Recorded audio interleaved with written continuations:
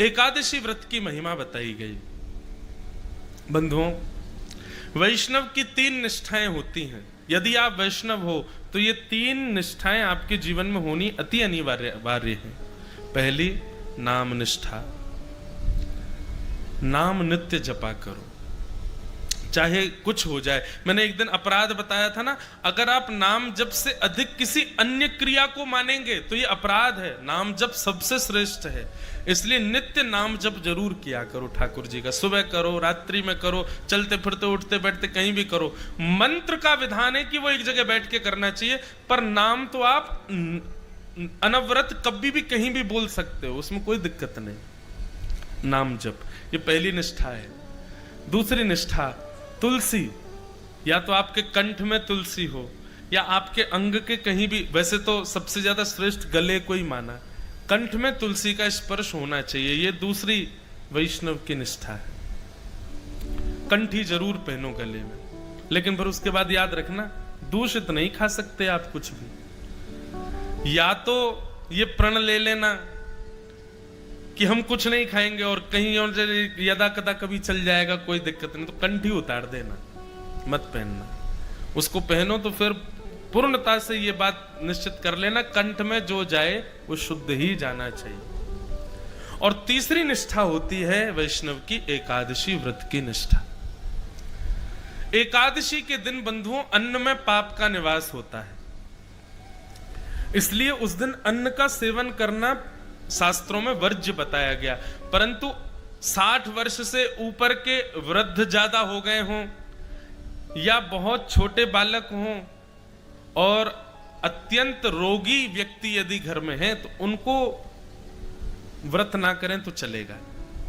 परंतु आप बढ़िया हो, मुष्टुंडे बने हुए हो, बढ़िया हत्ते तगड़े हो, खा पी के खूब आनंद कर रहे हो, कोई दिक्कत नहीं है, तो अगर एकादशी नहीं करोगे तो पाप लगेगा। अच्छा, एक बात और, एकादशी के दिन व्रत ना करने से कौन सा पाप लगता है?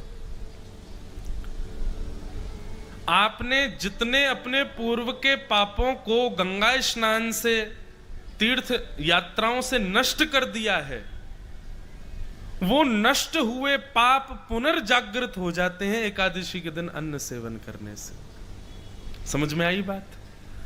कोई नवीन पाप नहीं लगेगा, पर यदि आपने कोई पूर्व में पाप किए और उनको नष्ट कर दिया ये न केन प्रायश्चित्तों से, परंतु एकादशी के दिन यदि आप व्रत नहीं करते हैं, अन्न खाते हैं, तो फिर वो पुनर्जागृत हो सकते हैं।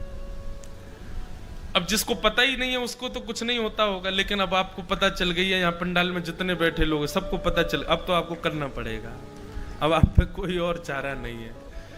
पर बंधुओं, कई बार ऐसा होता है कि ऐसे ऐसे लोग मिलने आते हैं,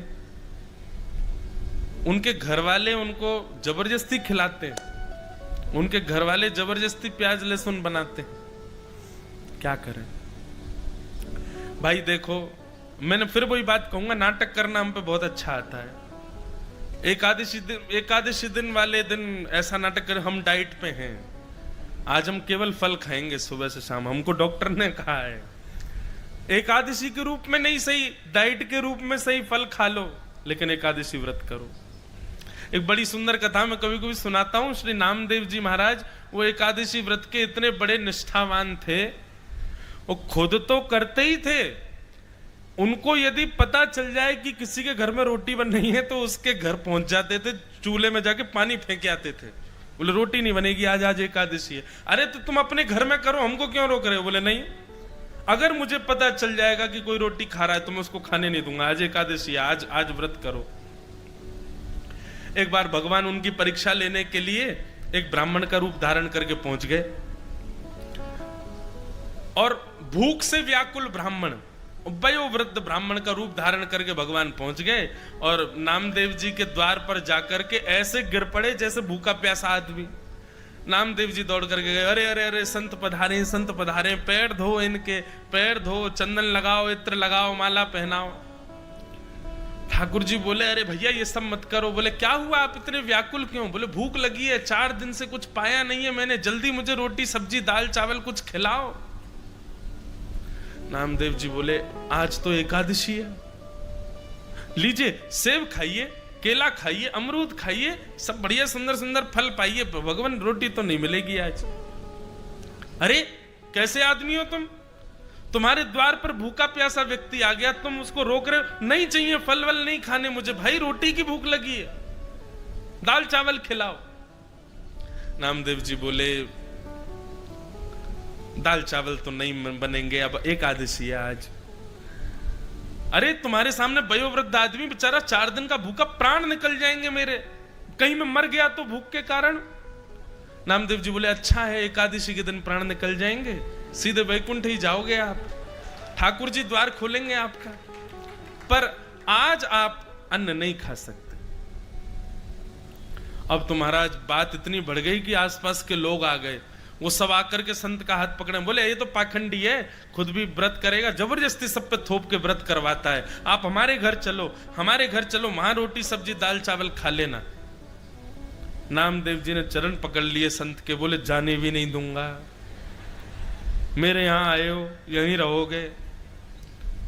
ठाकुर जी ऐसा नाटक कर रहे हैं कि महाराज करते करते नाटक गिर पड़े और अपना पूरा शरीर कपाने लगे, बोले अगर मुझे 2-4 मिनट में भोजन नहीं मिला तो मेरे प्राण निकल जाएंगे। सब आसपास के लोग कहने लगे अरे नामदेव तो तुम्हारी एकादशी तुम करो ना, इनसे क्यों करवा रहे? बोले नहीं नहीं आप इनको बच्चों सब बैठ जाओ, कीर्तन करो कीर्तन करो, कीर्तन गाते गाते इनके प्राण निकल जाएंगे, बैकुंठ जाएंगे सीधे। ठाकुर जी देख रहे वो बारे नामदेव अंत तो गत्वा। ठाकुर जी ने ऐसा नाटक किया कि जिस ब्राह्मण शरीर में गए थे उसके प्राण निकल ही गए, और जैसे ही प्राण निकले आसपास के लोग सब चिल्लाने लगे, चीखने लगे, नामदेव जी को भला बुरा कहने लगे, अरे तेरी भक्ति पर कलंक लग गया, तेरे द्वार पर आकर के एक संत मर गया, भूखा प्यासा बेचारा बिलबिला रहा था, दूसरों पर थोपता है अधिकार, अरे जा निकल जा हमारे गांव से, ऐसी भक्ति का क्या फायदा?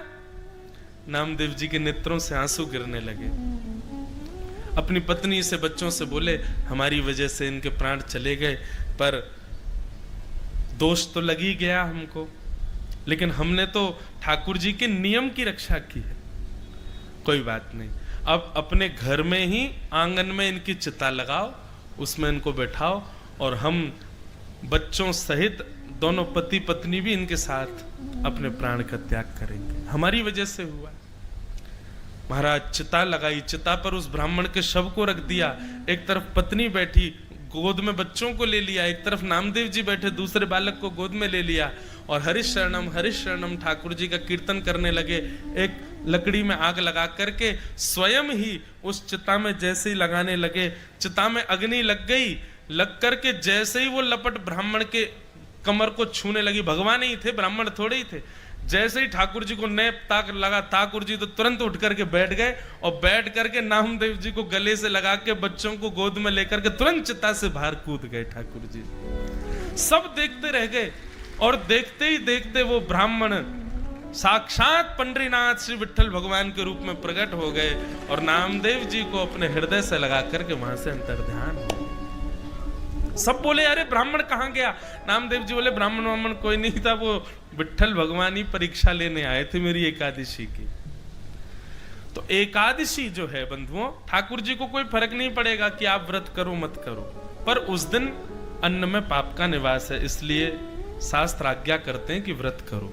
अब देखो हम वृंदावन से हैं, वृंदावन के कई संप्रदायों में एकादशी नहीं होती, जैसे हरिदासी हरिवंशी, वहां पर एकादशी व्रत का महत्व नहीं है, क्योंकि वहां भाव प्राधान्य है, वहां नियम प्राधान्य नहीं है। जगन्नाथपुरी में एकादशी नहीं होती, लेकिन उसके पीछे कारण है। जगन्नाथपुरी में एकादशी क्यों नहीं होती?